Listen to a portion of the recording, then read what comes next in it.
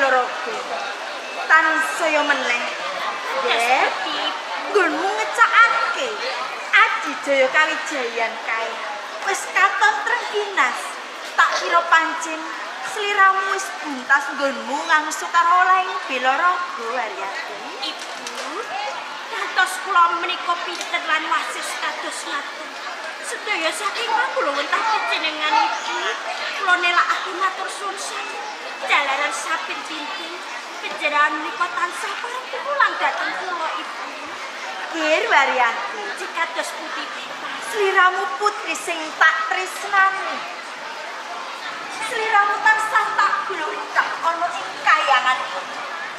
Mung mergo kakondangane ibu Bintawara ing sliramu dadi pandhekaring wanita. Aja nganti sliramu ing direhke marang sapa wae. matur suwun sanget Ibu. Ing kasunyatane ageng tresna panjenengan kaliyan ingkang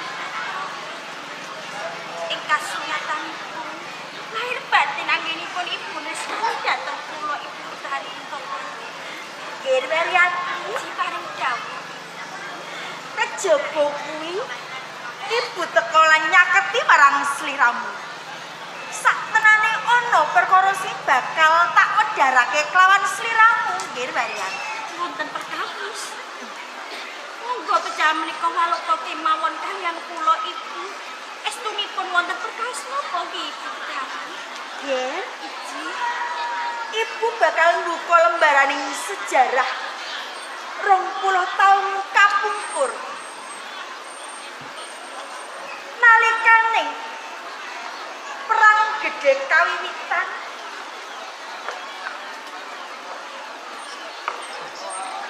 Parangnegara Hargapura lan Tanjung Anom. Perang kuwi mau ora bisa dindakake. Perang gedhe kelakon kawiwitan kang mapan ana ing ereng-ereng Gunung Hargapura. Kadipaten Hargapura ora kuwawa nanding sakabeng prajurit saka ing kraton Tanjung Anom nggih Waryati. Salajengipun Sabanjure Kadipaten Hargapura kanthi kakogong dadi segara geni. Segara geni kang mahalat-halat ngepasi ibu leledang ana ing kiwa tengening Kadipaten Hargapura.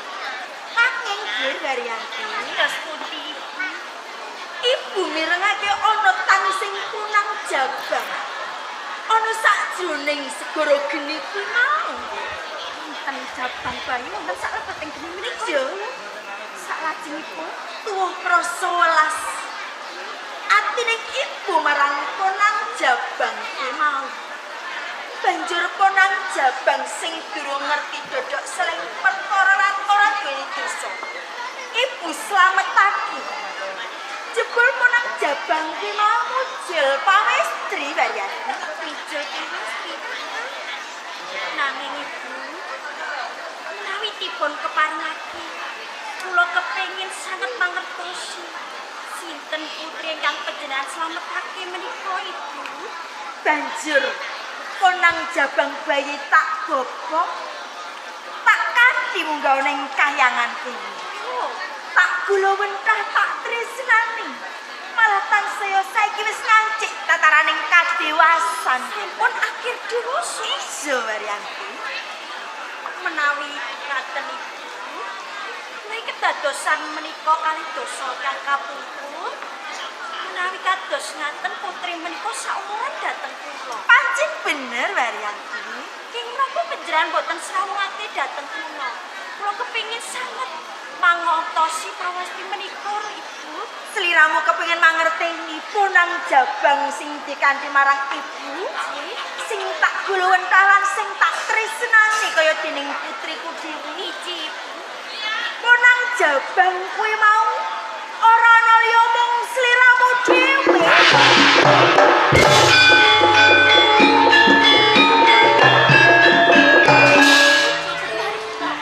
Saktenane sapa dhewe kang tak undhake ana ing kayangan iki.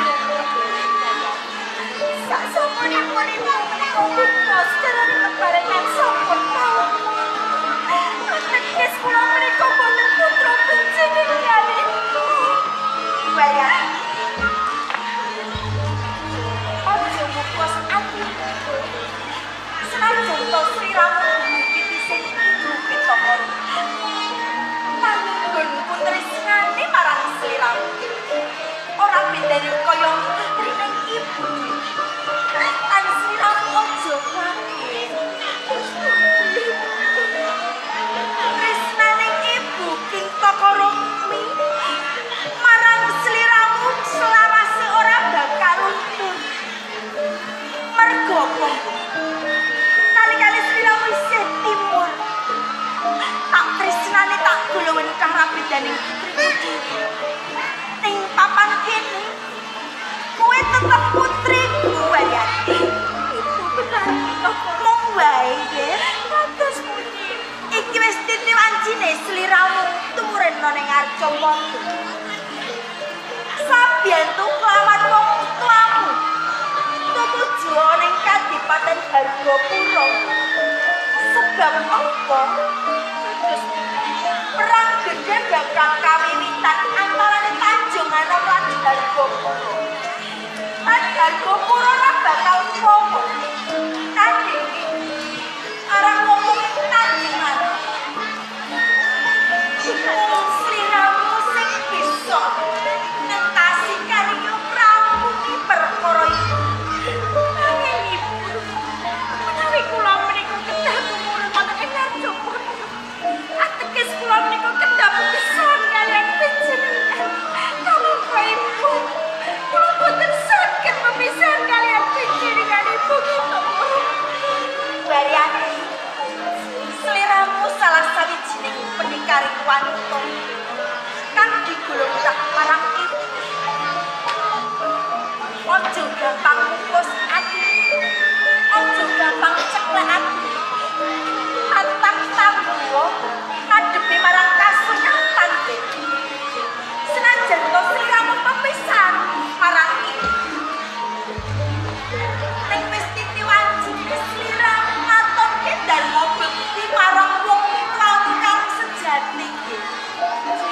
Bekti marang wong tuamu. Bebantumu lawan ramamu. Dadi pati ana ing Hargapura. Tanpa sliramu Hargapura ora bisa tegak. Mung wae pamingin ibu terus pundi. Nalikane sliramu madhep perang. Dadi senopati ana ing Kadipaten Hargapura. Lan merangi wong-wong ing Tanjung Anom. Ketokane sliramu ketemu tawongan kang arang. Sutresna. Aja nganti kok piloro nggih. Sebab apa? Sebab ing mengkone pawongan kuwi kang bakal dadi jodohmu, nggih.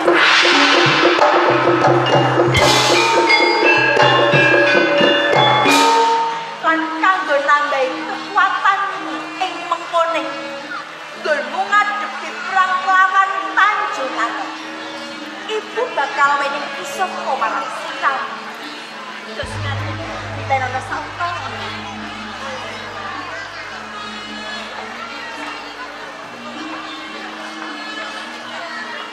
Sakwise to ibu bos.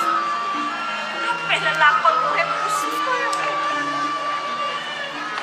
Bangsa kesak jenengan kalawan iki kamu dipisan marang ibu benar.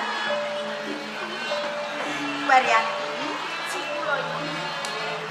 Pusaka kanggo nambahi kekuatanmu lan kasektenmu kanggo ngadepi musuh-musuh ing mengkono. Iki kang aran cepat ditampilan. Cepat iki lamun kok tamake segera bakal asam. Kok tamake gunung bakal jujur. Apa meneh ento tak tamake marang manungsa. Sakale kok bisa ajur sak kalang-kalang. Ibu benar iki kok. sedaya pangatiku panjenengan Ibu.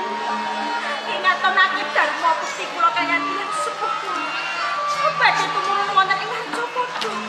Sapilo tiyang saking Hargapura iki. Kaya ojo cilekan.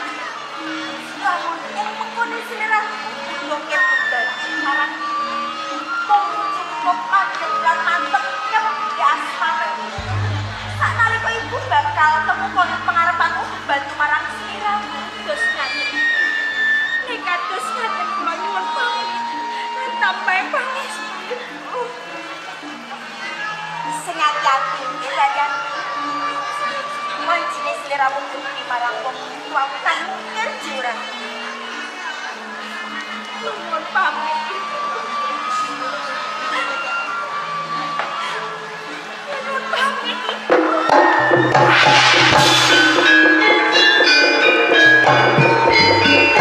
Rayan. Senajan kita kaya ngopo, sliramu tetep putri sing tak tresnani. Sing bakal tak tresnani